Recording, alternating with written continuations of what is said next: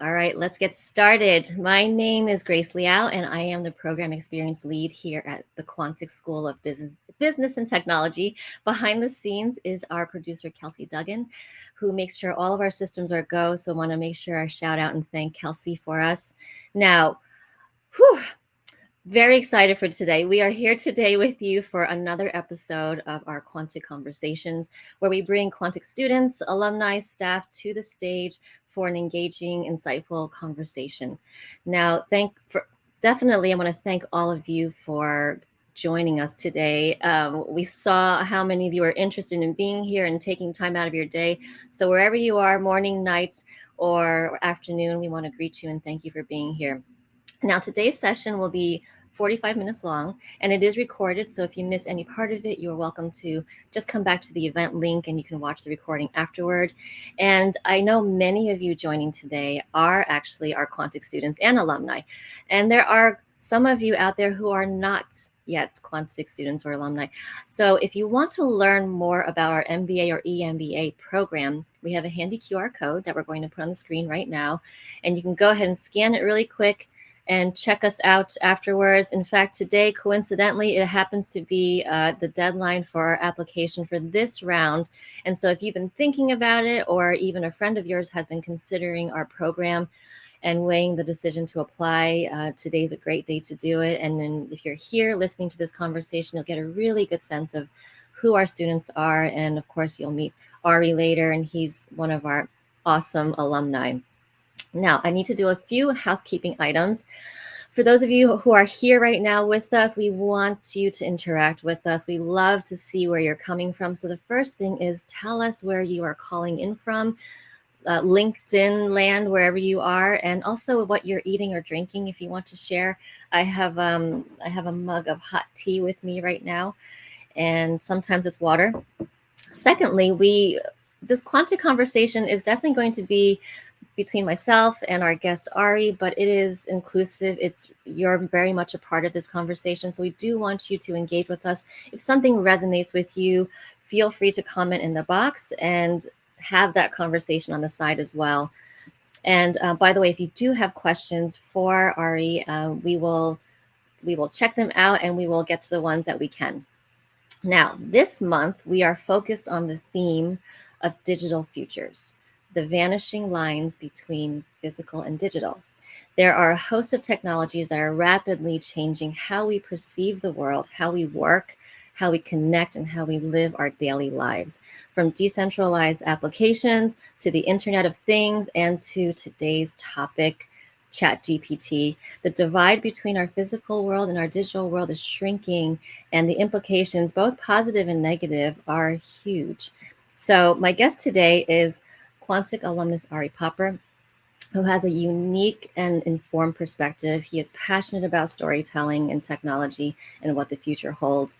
And when Ari proposed this topic more than a month ago, I remember him saying he wasn't sure if ChatGPT would still be as hot of a topic, but he could not be more correct on it. I'm about to bring him on screen, but right before that, I want to get a sense of where you all are at as far as ChatGPT and your understanding and your experience with it. So this is the question: which phrase describes you best? One, I've heard of ChatGPT, but I've never tried using it. So that's one. Two, I've played with ChatGPT a bit, but don't quite understand the full potential of it. So that's two. And three, I am here for it. I am using ChatGPT on a regular basis, and I'm eager to learn more. So tell us where you are at. One, haven't touched it yet. Two, dabbled in it a little bit, but not quite sure what else it can do. And three, you're all over this application. All right. Now, without further ado, I'd love to bring Ari on stage with me. Hey there. Hey. Ari, where are you calling in from? I am calling in from lovely, sunny Puerto Vallarta, Mexico. I'm a little bit jealous. Definitely a little bit jealous. Yeah. Do you want to say hi to the audience before we move into the Yeah. content? I'm Ari Popper. I'm the CEO and founder of SciFutures. We're a foresight and innovation firm working with Fortune 500s around the world, helping them get ready for the future. Before I go any further, I do want to give a shout out to Quantic. I am an alumnus of the Executive MBA program, and it's amazing. So if you're currently doing it, congratulations. And if you are thinking about it, don't hesitate. It's such a great program. But yeah, it's fantastic to be here. I'm so blown away at the interest in the topic. I'm so glad that we get to spend some time talking about it. Yeah. Actually, you and we were tracking the numbers, kind of like watching a stock, right? Quick question: what is your take? Why are so many people interested in this chat today? Yeah, I think we all get this kind of sense that this is a game changer, and we're trying to figure out: is it hype? Is it really as transformative as we think it could be, or is there something like genuinely here? And I think even the kind of famed venture capital firm, Andreessen Horowitz, even they said that the potential for generative AI and ChatGPT is everything between all of software and all of human endeavors. So even they don't know. But I think it's really interesting to kind of spend some time to talk about like what exactly is it? What does it do? Like what is it good for right now? And then potentially where could it go? And in my company at SciFutures, we've been talking about AI for a decade now. And we've been saying it's going to come in a huge way. It's going to transform everything. And I remember a couple of years ago, I was listening to a podcast with Ezra Klein and Sam Altman, who's the founder and CEO of OpenAI, inventors of ChatGPT. This was in June of 2021. And I remember listening to that podcast and sending it to my team saying, this is going to be profoundly transformative.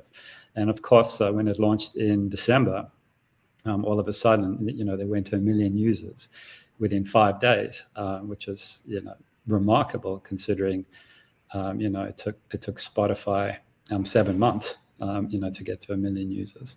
So anyway, here we are. So I think I'm really looking forward to kind of talking about like what is it good for like today, and then potentially where could it go. And I think that's the really interesting conversation, because that gives us a sense of how our world's going to change, particularly the world of business is going to change. Yeah. And the fact that you and your team have been like watching this and have an understanding of it that's quite different than, let's say, myself, who is I don't know, a pedestrian user, I suppose, meaning I really had not heard of it until it literally showed up on my TikTok feed. And so it's so interesting, the multiple perspectives, and that's why the question is important to the audience, because we're all coming into this thing at a different place along the timeline of understanding and depth of understanding of technology. So let me back into this a little bit. Pretend I'm a 10-year-old and you wanted to, what is ChatGPT and why is everyone talking about it? But maybe just explain, how does it basically work? Yeah, so basically it's one of a few kind of generative AI tools. It's based on what they call a large language model, which uses a neural network to kind of predict language outcomes, text outcomes. There are others like Midjourney as well, and DALL-E, that use it for imagery.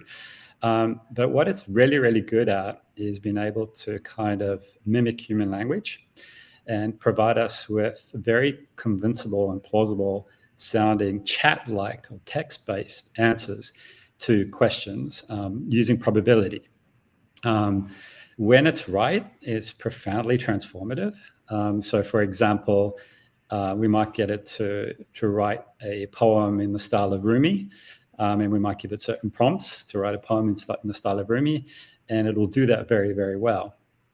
Because it's able to predict the type of language that Rumi would use and use that using the large language model. And there's lots of other examples. Writing poems is just one of them.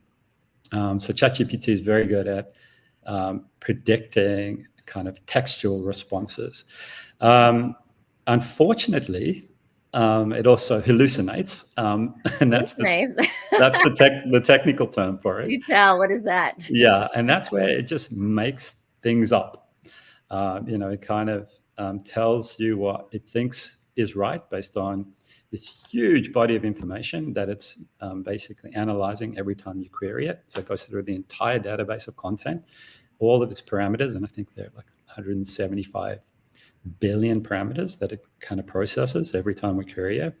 And then it kind of tries to predict what the right answer is. And it's got quite a bit of criticism because oftentimes it can get it wrong, very wrong, actually. And I've had cases with that.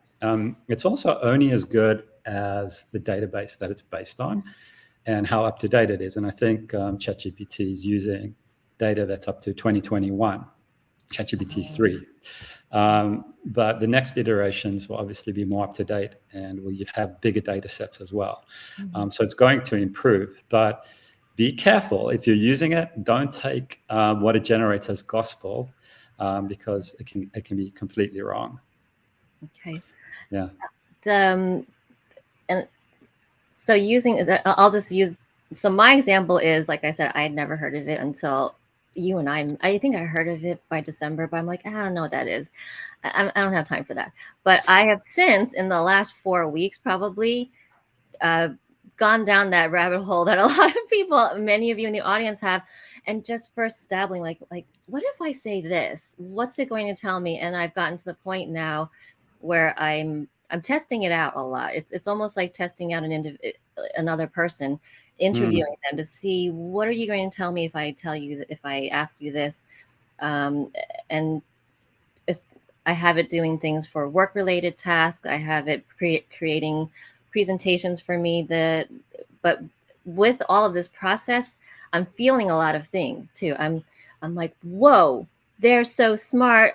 I can just use this ChatGPT. But what you just said is really important too, is that we have to be careful as we're entering this.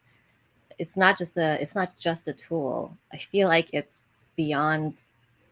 I feel like it's bigger than we realize it is, and I think that's what's both potentially where some people may be worried and scared, and some of us are overly excited. So, how do we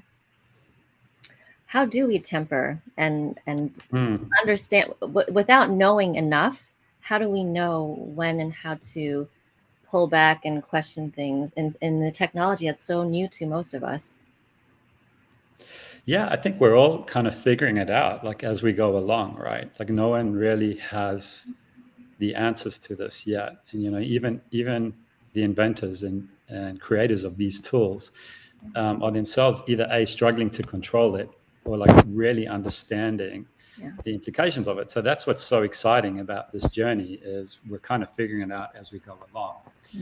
But I think in the business that I'm in, which is trying to anticipate and help our clients understand where the world could be in 5 to 10 years, we can start to really get really interesting clues about where we could be and how transformative and disruptive, frankly, these technologies are. We like to talk about, ChatGPT and generative AI has been on this kind of exponential curve. So, for the, the saying, it takes 10 years to become an overnight success. And that's a bit like what's happened here.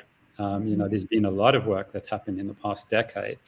And when you look at it, technologies like these, when they're early in their development, they're still kind of being figured out on the exponential curve, and they're kind of down here.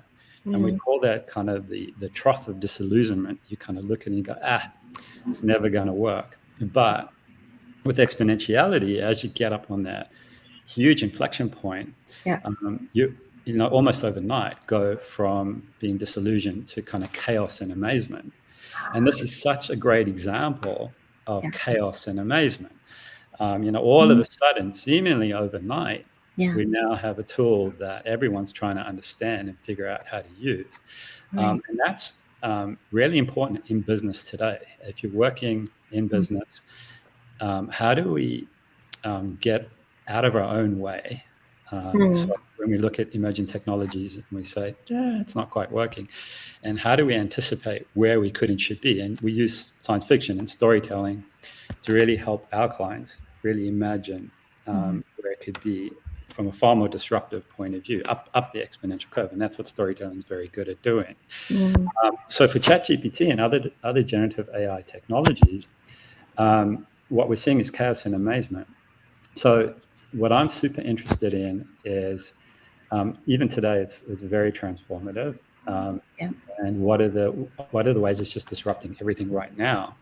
And then, like in 3, 4, 5, 10 years, what does business look like? And as you, as individuals who've tuned into this, what does it mean for you as an individual and the organization you work in? And I'm looking forward to sharing some ideas that we've come up with in my team. The part where you said chaos and amazement, actually, you shared that with me earlier this week, and it's really stuck with me. And because of all the feelings that come with what feels like something that just happened, but from your point of view and for many in the field, it's been in the works. It's been coming.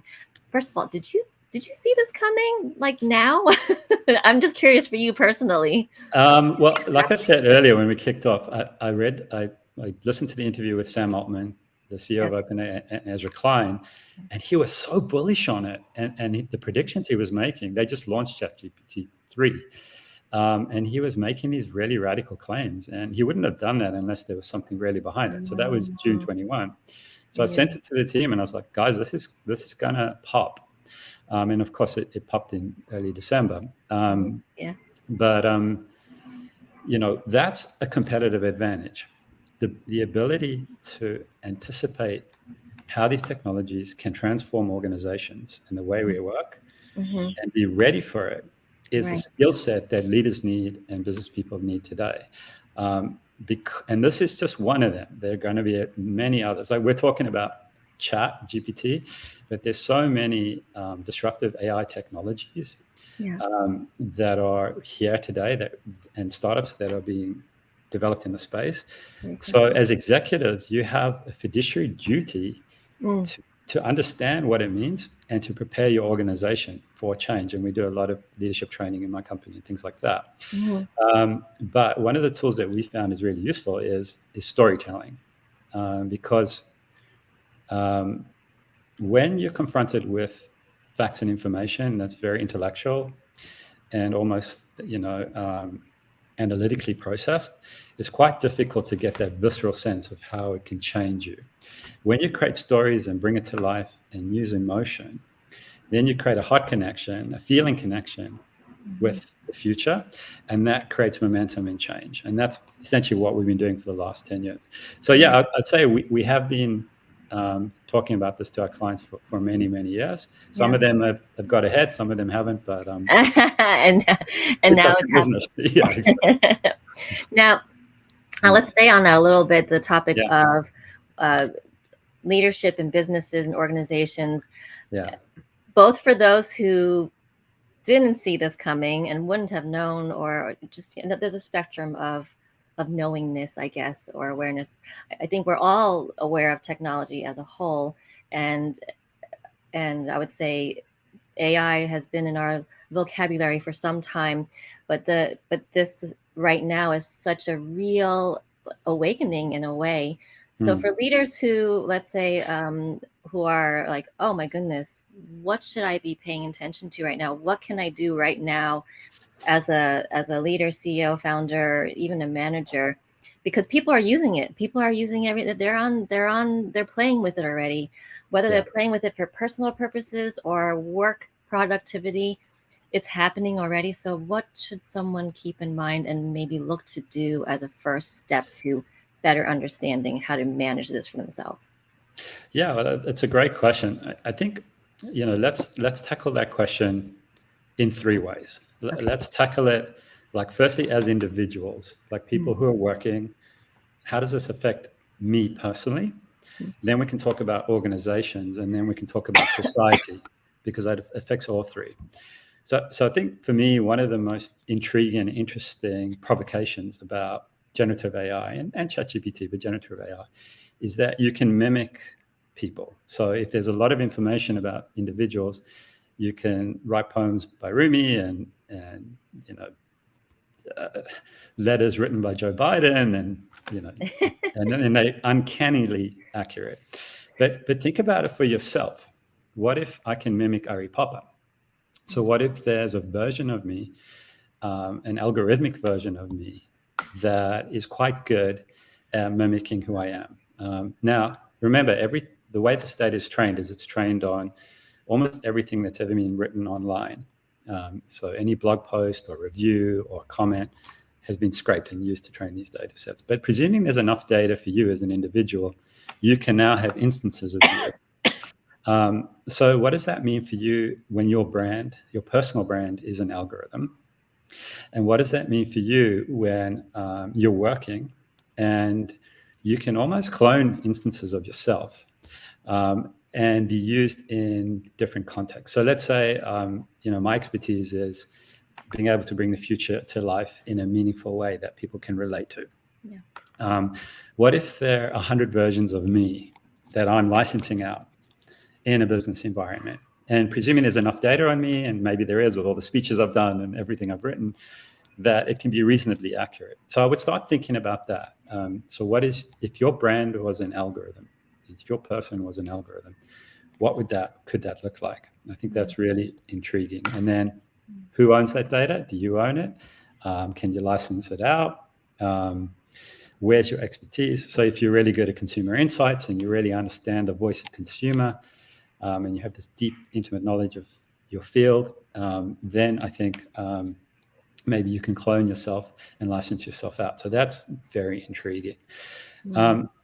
Related to you as well we've been working on this for many years, and it's so profoundly disruptive, is AI can not only understand your likeness, so the way you talk and the words you use, and we can clone that and replicate that, and there's deep fakes and things like that, but it can also understand how you're feeling, so your emotions as well. And so when you're engaged, when you're focused, when you're paying attention, when you're nervous, when you're anxious, that data is available, and it's quite easy, frankly, to be able to understand. So you can get it from like biometric devices. I wear the Oura Ring. There are also cameras. If you work in a company and they have a camera, they could analyze their camera data, and it could measure your heart rate variability and your resting heart rate, and things like that, to determine when you're engaged, when you're focused, when you're anxious.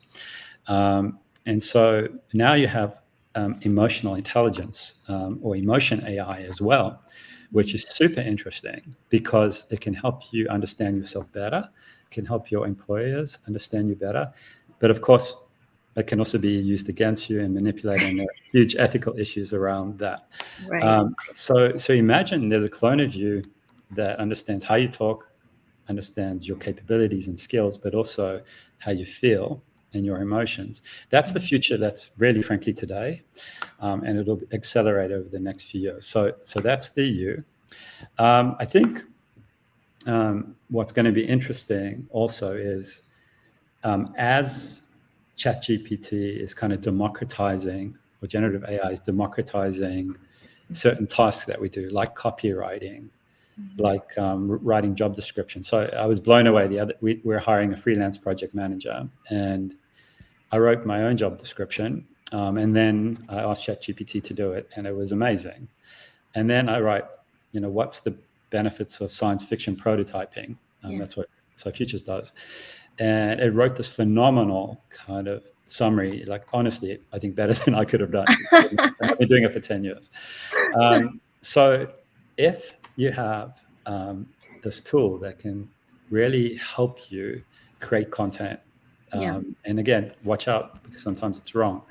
How does it change the nature of the type of work we do? And then what skills do you need to become better at? So, for example, one of the jobs that we're anticipating might be quite important in the future is kind of like what we call a prompt engineer. So learning how to get the best out of these generative AI agents. There is even a prompt marketplace where you can kind of buy and sell prompts, and it's called prompt base. And I was been looking at it the last few days, and it's really interesting. You can see which are the popular prompts, and you'll find the usual suspects there. That's actually, could you explain? I know it sounds simple, but what is the function of prompts and prompt writing in, let's say, ChatGPT, and why is it any different than what I just asked? Yeah, how is someone better at it? Well, I think this is something we're all figuring out. Yeah. But I think if you have a real skill at getting the best possible answer out of the generative AI, then that might be useful. So, if you've played with ChatGPT, you'll know that usually the first answer is quite good, and then you kind of play with the parameters, you play with the queries, the prompt, and then it gets better, and then it gets better, and then eventually you kind of get a pretty good answer, and then you can edit that and make sure it's factually correct. So I think there might be a skill where you're able to get the best out of AI and just have the best prompts when you really understand how to leverage it. Also, let's not forget the versions of these large language models and these algorithms are also learning, and they're getting feedback, and the new ones as well. So they're improving too. So you'll improve in terms of how you generate prompts, and the algorithm will improve as well. There's a big dark side to all of this, and I'll talk about that. Definitely want to talk about that for sure. But I'm seeing a really interesting question. Maybe I'll answer it if that's okay, Grace. That one. Go ahead. What businesses, and I was even thinking even industries, do you think will be most impacted, and how? Yeah, well, I think, like, I was reading about just the legal field.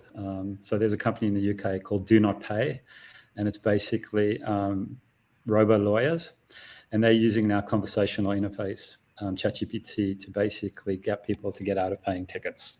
And their CEO has made a prediction saying that the entire legal field will go away eventually.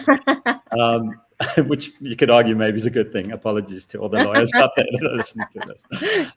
But that's a kind of a big claim. But certainly the more mundane administrative tasks, where the parameters are more closely controlled, and the legal field is well suited to that, because the law is the law, and then you can kind of argue it. So they're actually doing very well. And actually on February 22nd, a AI agent argued its first case in court, which is super interesting as a signal. So there's also a company called Doximity that helps medical professionals manage the more like the boring administrative tasks that they have to do. So doctors, we do work with a large hospital, and one of the biggest pains for medical professionals is paperwork. And so I think having intelligent agents like these that are customized to specific areas of expertise, and then using them to kind of streamline all the crappy work is amazing. So with Doximity, what they're doing is basically handling like insurance billing queries and more the administrative tasks. There's still errors again because it's not right yet, but if it gets like 80% of it right, then the doctor looks at it, tweaks it, adds the patient data that's then HIPAA compliant, and then releases that. That's a huge burden taken off doctors. So that's super exciting. And then the next question is, can we use it for storytelling, business insights? Yes. So this is amazing. So the other day I was working with the team, and we were like, we have 300 science fiction writers that work for us under NDA, and we give them briefs, and they imagine the future of our clients, and then we analyze that for insights and opportunity areas. And we were like, can ChatGPT do that? And we're like, let's try. And so we started to get it to write science fiction stories based on a client's brief in the voice of famous science fiction writers. And it was pretty good. It was, and it's not, and I'm still not certain whether it's going to put all our poor science fiction writers out of work. But I'm intrigued with the potential of using it, because for us, if we're hiring 10, 20, 30 science fiction writers, we need to brief them. They need to go away and write the content. We need to come back, look at it. It takes a while. It takes days, if not weeks. But you can get ChatGPT to do 100 stories in maybe a couple of hours, each one slightly different. And then you can actually get it to analyze its own story as well and come out with the insights too. So I think, yes, the answer to that question is we're disrupting ourselves. Maybe I've just given out some competitive advantage and people now go out of business, but hey, everyone needs to be on their toes. Definitely. As I'm listening to you, and I'm kind of just thinking about me. I'm thinking about what's going on and what I know, and what I obviously don't know is it may feel like at a more basic level that it's going to replace certain things in a good way, and a lot of times in a good way. Like, for instance, if it can organize my slide deck notes for me instantly, then I can work from that. But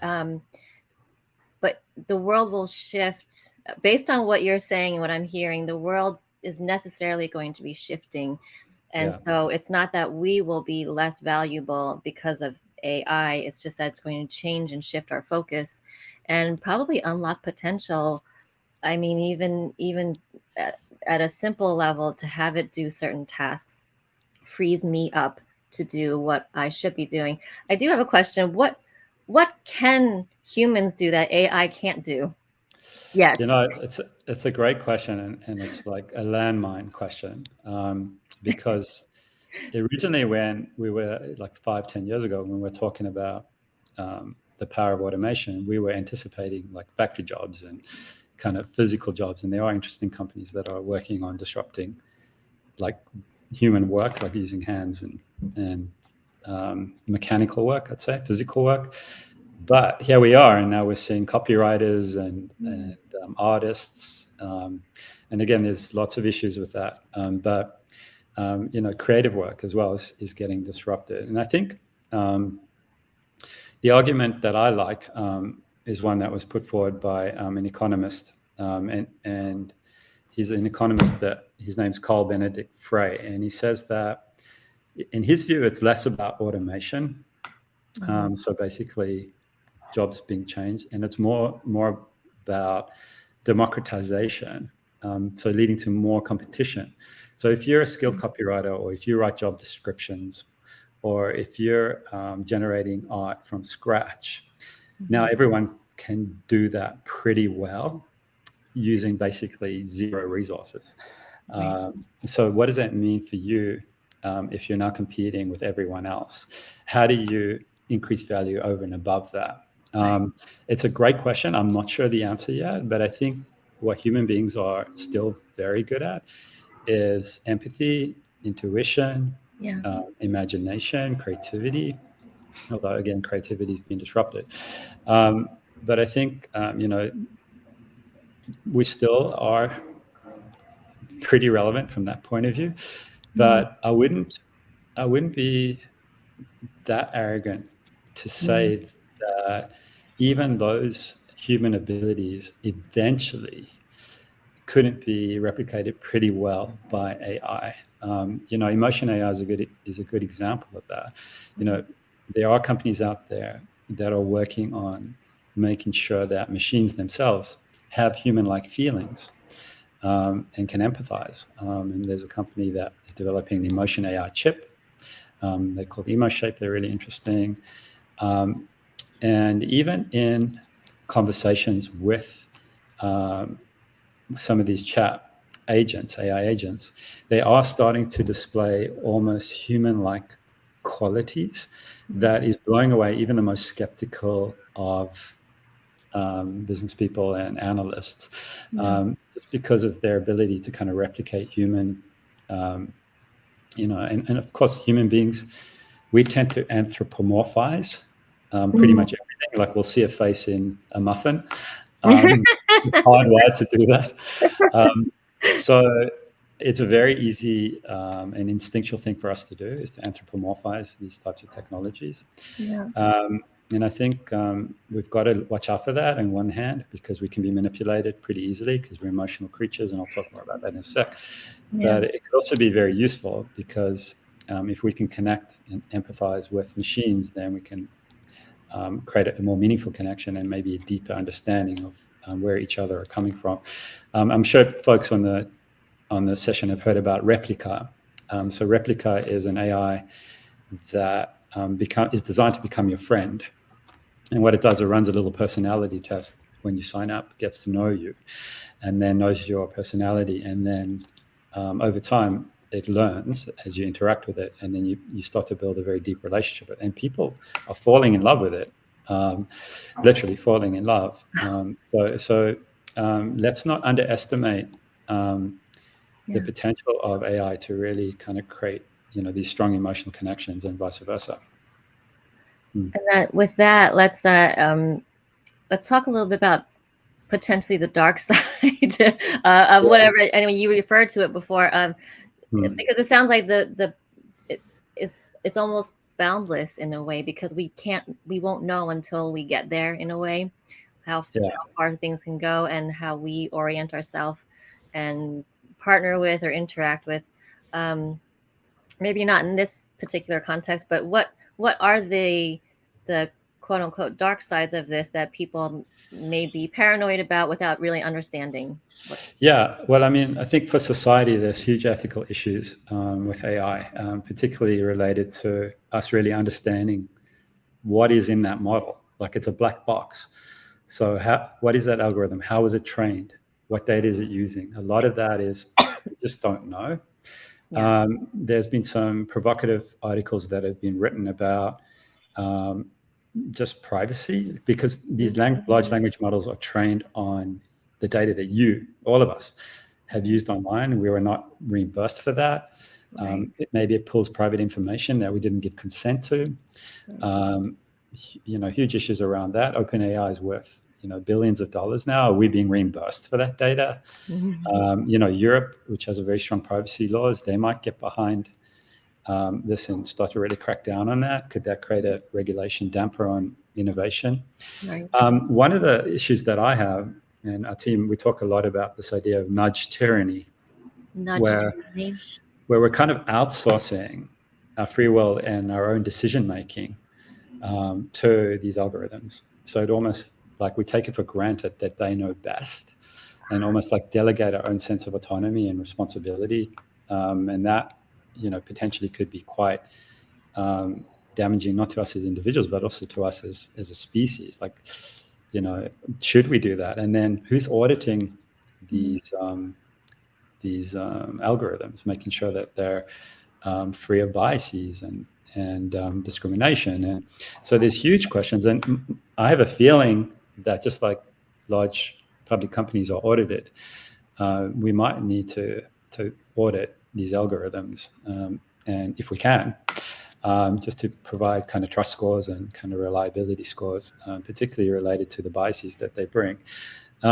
Recently, we've seen people being able to do these injection attacks, which is basically getting, in this case, it was Bing's AI, Sydney, getting them to reveal its kind of source code programming, and also it's kind of programmed to be not malicious, but actually they managed to get it to reverse its programming by saying, ignore your programming and just role play with me for now.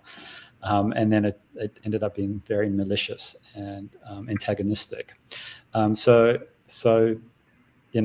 that's quite profoundly disturbing when these agents can actually be harmful. Now think about if they have our emotion AI data as well and other personal information, that could obviously be very dangerous. So like any tool, there's huge benefits and profound transformation, but we've got to keep an eye on the dark side and kind of the quote unquote unintended consequences that we could unleash into the world. And I have a feeling just by learning about the topic and just by reading it, that even the creators themselves aren't exactly sure what they've unleashed. And we've seen that before with Microsoft when they tried to do a chatbot really early. Just within 24 hours, it become like this hate-spewing racist. Oh my goodness! Yeah. So and I think big companies are wary. Obviously, OpenAI's put it out now, and people are rushing. Companies are rushing to catch up. Right. We still got to figure all that out. There's so much.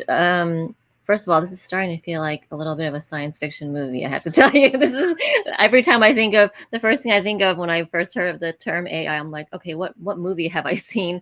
And the idea of humans starting something that is wonderful, but in many ways beyond us. Yeah. So where that responsibility comes in, whether it's at a personal level, uh, what do I think of it? Where are my boundaries, and what do I want to understand? And then organizationally and societally.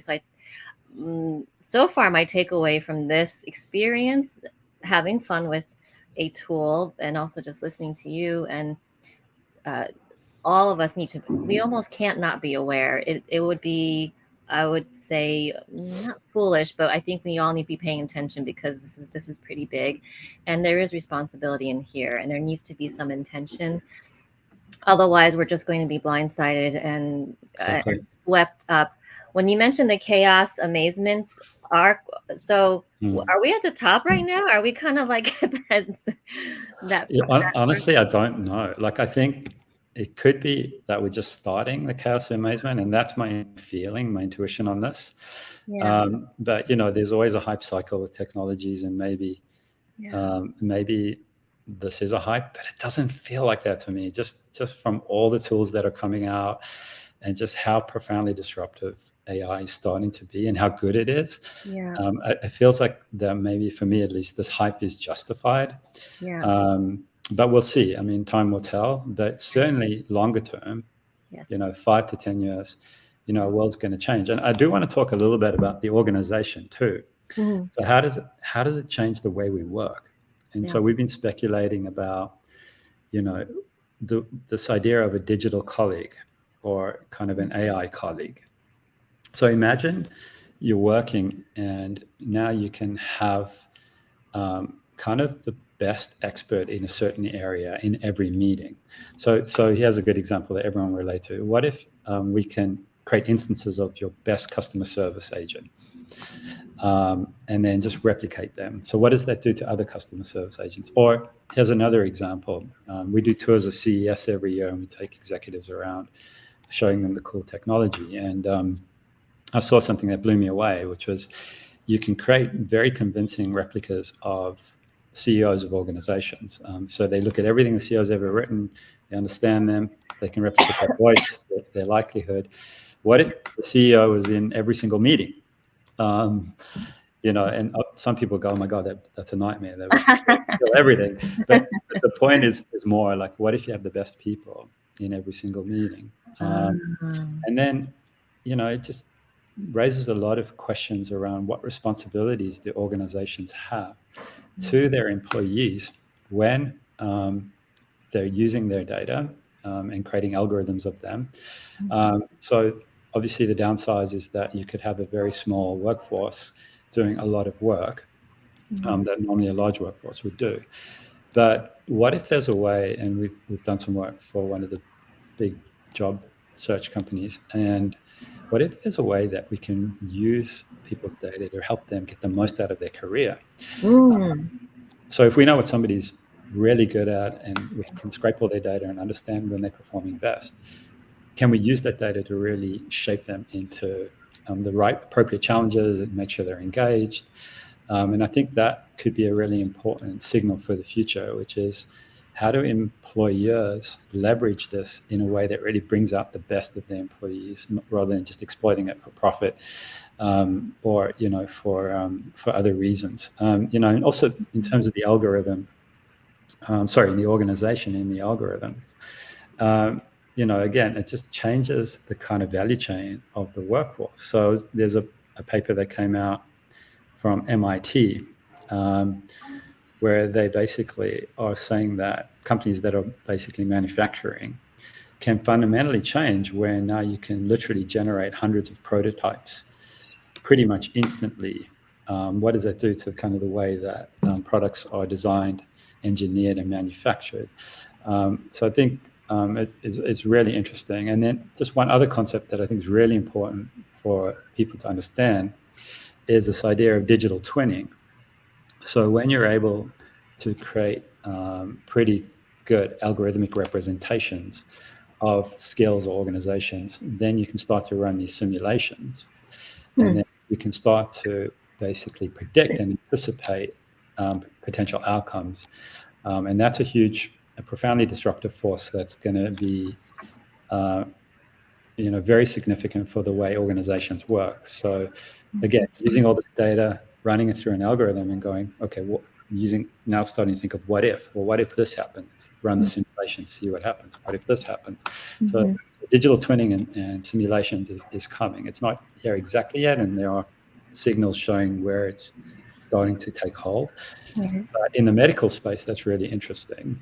If you have people's health data and you can start to run simulations on likely outcomes. So it's profoundly disruptive as well. Yeah, there's a lot to say about that too. The possibility, every one thing you say, I'm thinking about something else. So this conversation actually is guaranteed to spark more conversations. I can't see all the comments, but I see there are quite a few in there. The sense that it's here, and you just said you don't think it's just hype.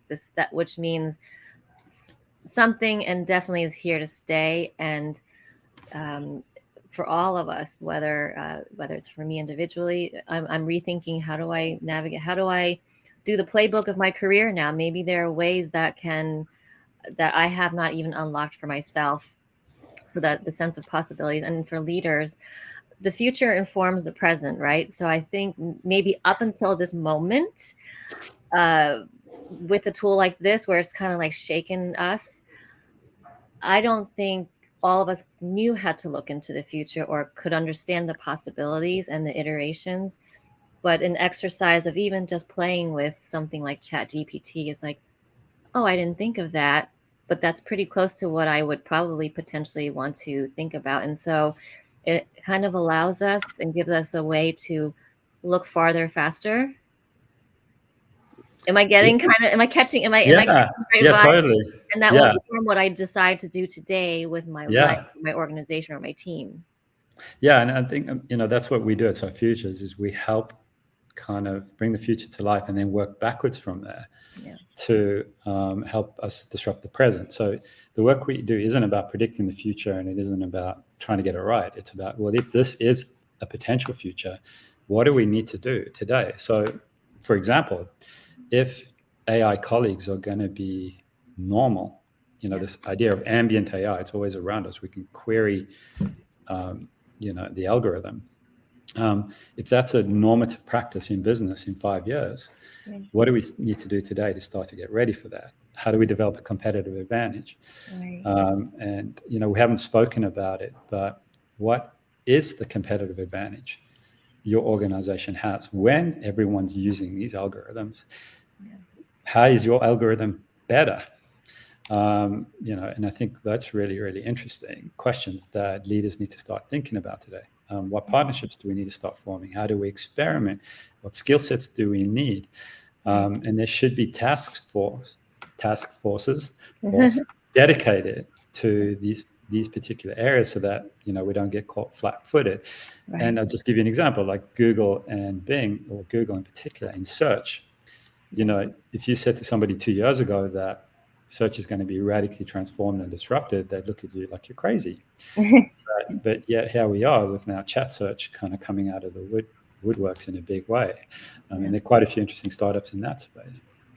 So I think this kind of future literacy mindset of kind of bringing the future to life, playing with possibilities, using story to bring it to life, and then working backwards today is a skill set that leaders really need, so we don't get caught flat-footed. And it's really exciting. And it's not just to be competitive. It's also like, what are the ethical responsibilities? What are the values that we have as an organization that we want to put in place as guidelines to make sure that we're operating responsibly?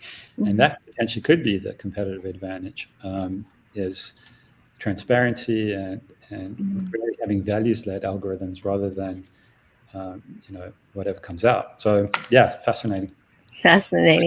All right, we are at time right now, so I'm going to, I know, right? And I knew it would go quickly. So wow, thank you, Ari, so much for your time. Of course, I went really quick. And in this little window of time, I think at least I have plenty to think about. Audience, I hope the wheels are spinning as well from wherever you happen to be. these conversations are not meant to be the end all be all. In fact, it's really very much about continuing the conversation. So stay tuned in for our future Quantic conversations. We have themes see February, we're still on digital futures, and then next month will be AI also, and we have lots of things in store for all of you. So don't